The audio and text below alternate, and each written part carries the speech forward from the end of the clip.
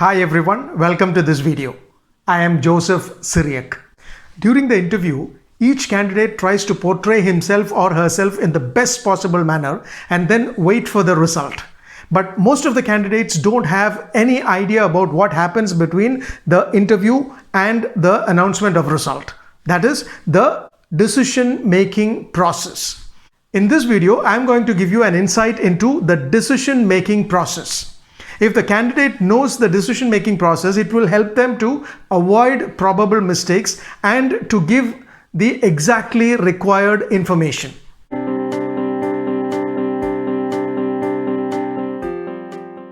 The decision-making process after the interview revolves around three factors.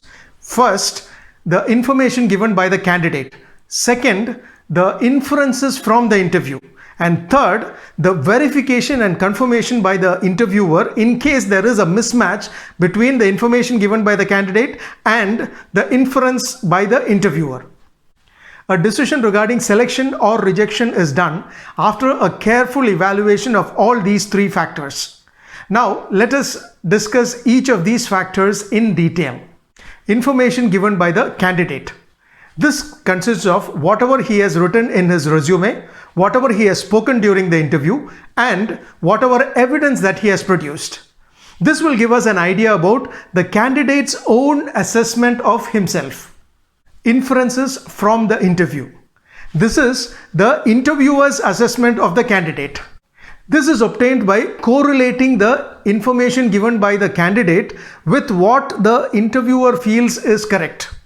We actually go beyond observations into the inferences from it. The interviewer tries to gather inferences regarding a number of aspects depending on the role for which he is interviewing the candidate. Some of them would be: 1. How much will his education and experience be of use to us? For example, if you have a vacancy of an electrical technician, the ideal qualification would be ITI or diploma. Suppose a candidate with an MTech in electrical engineering comes for the interview.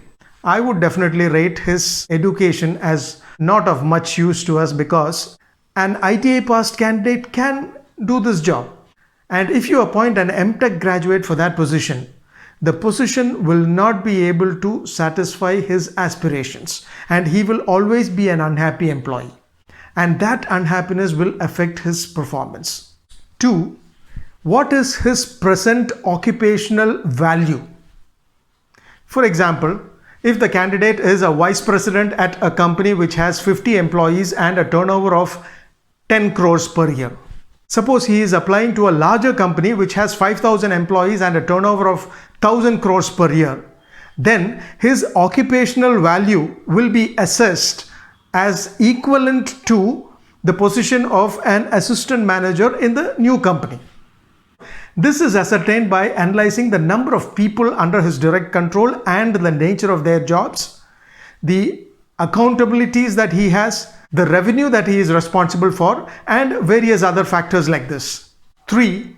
Can his career be described as a progressive one, each job being better than the previous one? Have changes in jobs been for sound and sensible reasons, or was it because he was not able to get along with his boss or with his teammates, or was it because he was not good enough for the job? 4. Does he look ahead and take a long-term view rather than being guided by passing fancy or temporary advantages? 5. Has he been persistent in whatever he has taken up? Because it is always better to look at a person with some caution who has numerous plans, wants to do this and that, but has so far achieved very little. 6. Can he get along with people well? 7. Are his ambitions proportionate to his capacity? And 8. Does he have the required competencies to be successful in the role that he is interviewing for? These are only examples. The interviewer will infer a lot of things depending on the role for which he is interviewing the candidate. The third factor is verification and confirmation.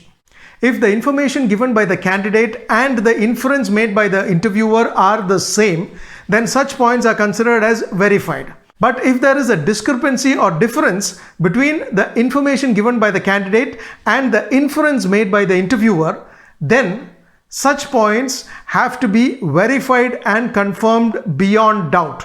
Because without proper confirmation, if a decision is taken, it may be based on wrong information or incorrect inference. Without this verification and confirmation, an interviewer cannot come to a conclusion regarding any candidate. What this implies is, for every statement that is made in the interview rating sheet, there should be evidence. For example, if I write that this candidate is systematic, it should also state how I have come to this conclusion that he is systematic. So there should be another statement which says something like this: he keeps a list of jobs to be done in order of importance and he crosses each one when it is completed. So that is the evidence that the interviewer gives for his statement that the candidate is systematic.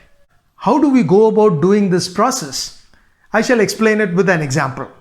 When I was with Reliance Retail, we had the process of hiring fresh graduates and then training them for 1 year before placing them as assistant managers in Reliance Fresh stores. Even though we take freshers with the right attitude, we preferred people who had some experience in retail so that they will be accustomed to the culture of retail industry. In that process, I interviewed a candidate who looked very impressive. In his resume, he had mentioned that he had worked with Westside for 1 year. Westside is a Tata Group apparel retail company. But during the course of the interview, I felt that this candidate does not have enough job knowledge, which normally a 1 year experienced candidate should have. Here, the information given by the candidate is that he has 1 year experience in an apparel retail company. The inference of the interviewer is that this person does not have enough job knowledge, which a 1 year experienced person should have. So there is a disconnect. So the interviewer has to verify and confirm which one is right, whether the information given by the candidate is right or whether the interviewer's inference is right. So now it became my responsibility to find out whether this candidate has worked with the apparel retail company for 1 year. So I just asked him, "Why did you leave such a good company?" He said, "I wanted to write the common admission test for MBA and I asked them for 2 months leave to prepare for the exam. They did not give me the leave, so I left the job." Then I asked him, "Did you write the exam?" "Yes," he said, "I wrote the exam." So I confirmed that he has worked only for 2 months with that company. How? Because his resume says that he joined that company in August. And the common admission test, everybody knows that it is in November. So between August and November, there are only 4 months. And out of that, he took 2 months for his preparation. So which means he has worked there only for 2 months. This is how verification and confirmation is done in actual interview setting. Now a decision can be taken after a holistic consideration of the information given by the candidate, the inferences of the interviewer, and the verification and confirmation in case of a discrepancy between the information and the inference. During the process of decision making, the interviewers are instructed to follow 2 guidelines. The first one, decide only on facts and not on impressions. Second, don't generalize. Decide only on facts and not on impressions. What does it mean? Impressions need not always represent facts. Impressions are normally formed based on 1 or 2 observations. They need not necessarily represent the person's character or personality. For example, suppose a company is conducting a walk-in interview for a customer relations executive. Suppose a person walks in and he is well dressed, has a pleasing personality and wears a warm smile. He definitely makes a good impression. But that doesn't mean that he is suitable for the job. The interviewer's job is to ascertain whether the candidate has the necessary competencies to be successful in the role.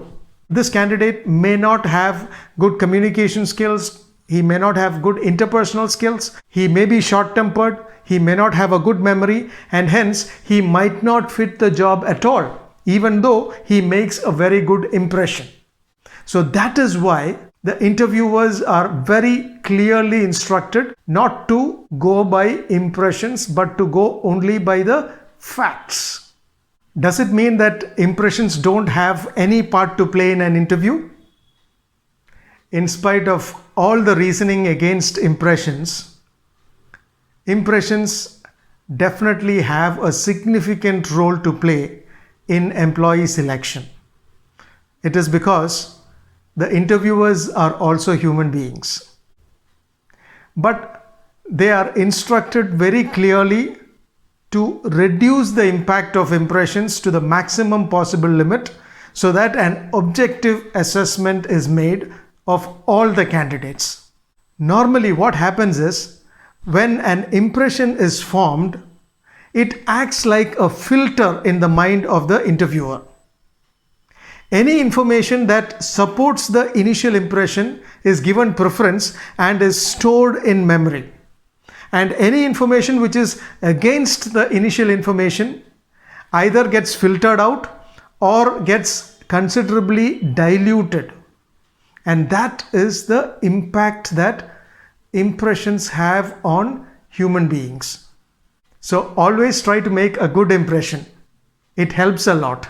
The second instruction given to the interviewers is don't generalize. It is dangerous to generalize from inadequate data and to draw conclusions without proper evidence. I shall explain this with a real life example. 3 years back, we had a vacancy for a recruiter. So we advertised in the portals and we got a number of applicants. Out of that, we shortlisted 15 of them and called them for interview. 8 candidates were exceptionally good and they had excellent knowledge in the process of recruitment. But we had only one vacancy. So I decided to test them on the job. I gave all the 8 candidates the details of the actual vacancies that we had and told them that whoever fills the maximum number of vacancies within the next 15 days will be appointed. And after a few days, I called up all 8 of them. Only 3 responded. And a few days later, one of them started sending candidates for interview. And at the end of 15 days, one candidate had recruited 6 people for the company. And he was appointed. He is there with us even today as one of our star recruiters. All the 8 candidates had very good knowledge about recruitment.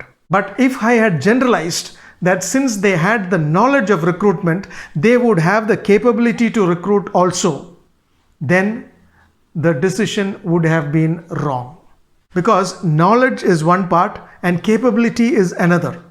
Unless the candidates have both, they will not succeed in the job. That is why interviewers are instructed not to generalize. So to sum up, decision making after an interview is based on a holistic view of 3 things: the information given by the candidate, the inferences from the interview, and the verification and confirmation of the points where there is a discrepancy between the information given and the inference. If you feel that this information was useful to you, please share it with others and subscribe to the channel. Thank you.